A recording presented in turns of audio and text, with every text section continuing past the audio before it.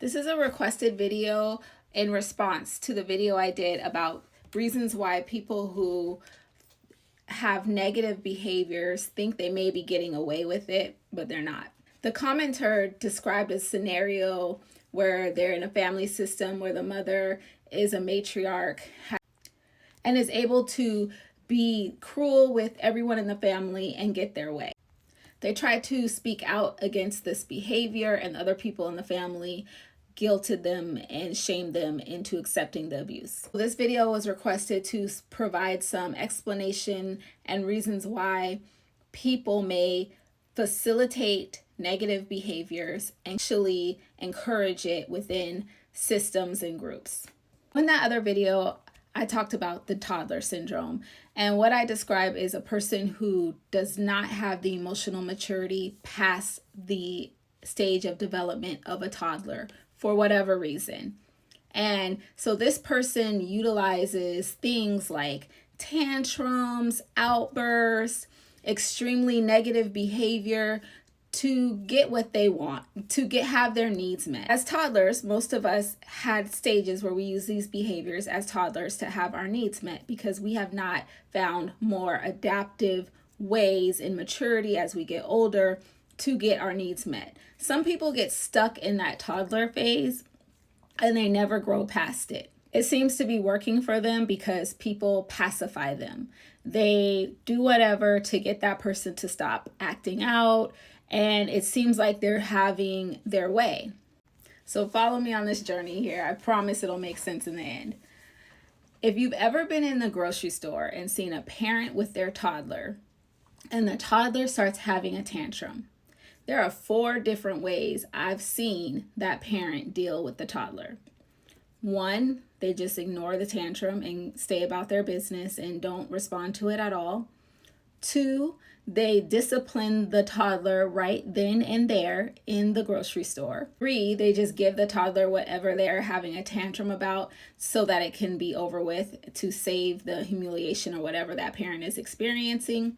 And 4, I've seen this recently, which I think is very bizarre, they get down on the ground and start having a worse tantrum than the toddler.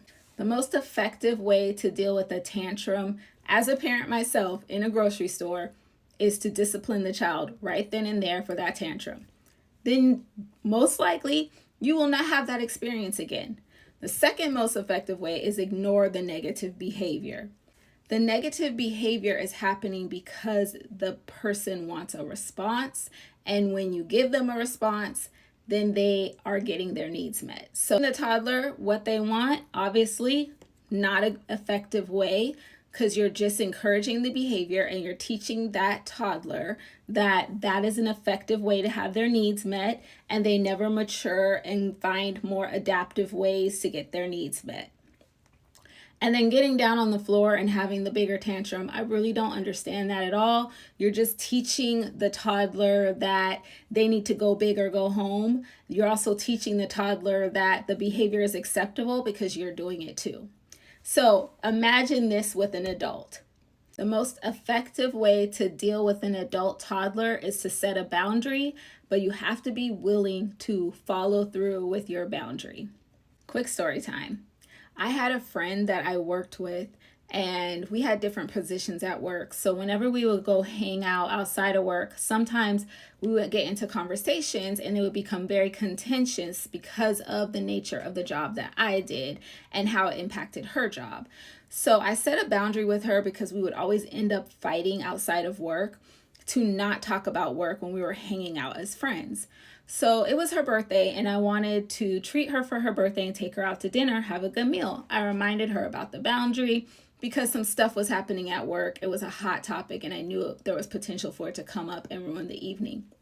So we sat down, we ordered our food, and she had a couple of drinks, and then she started talking about work. And then she became very negative, and her language became abusive. I politely got the check, paid for the check. I'd still paid for her dinner, and got my food to go. She was so wrapped up in talking about work and being negative and fussing that she didn't even realize that I got my food to go. And when the waiter brought my food, I said to her, "Hey, I'm gonna go now. Enjoy your dinner." And I left. That's the hard part about dealing with a toddler having a tantrum in public. You have to be willing to leave. You have to be willing to correct the behavior right then and there.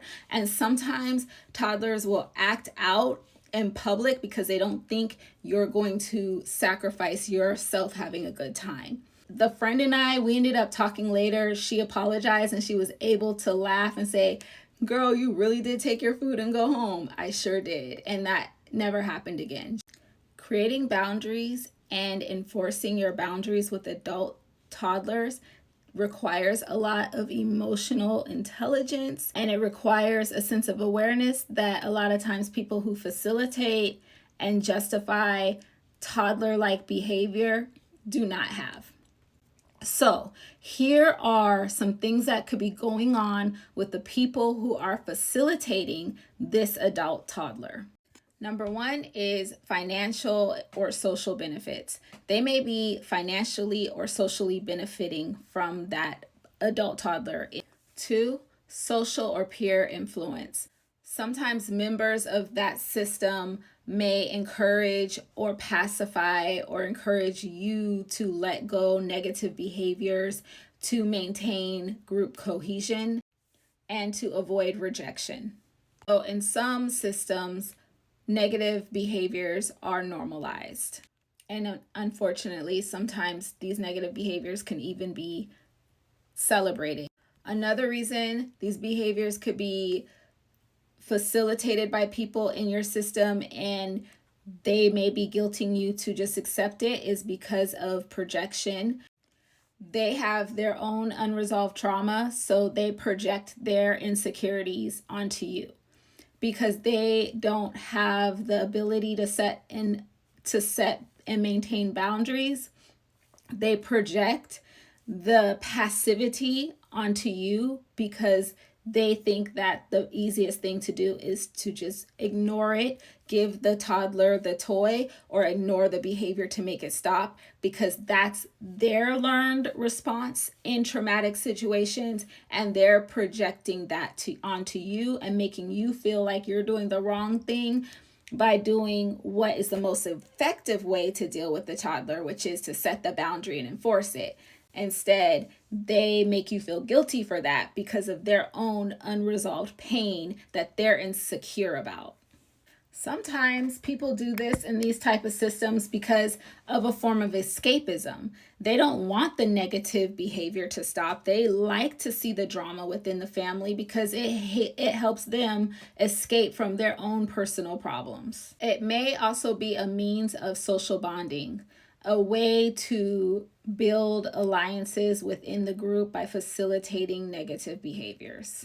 So these facilitators within the system will utilize emotional manipulation by guilting you, shaming you, blame shifting to say that you're the problem and you deserve the abuse in order to keep the cohesiveness that they see in their mind as the group, to be passive about the behavior and their response because they're not willing to set boundaries, or because they're projecting their own unhealed trauma and their own inability to stand up to the person as an adult and set adult boundaries.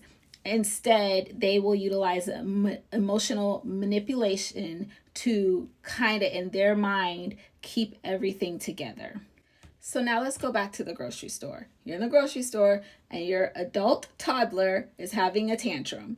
And you say, "I am not going to stay here and accept this behavior. I am leaving."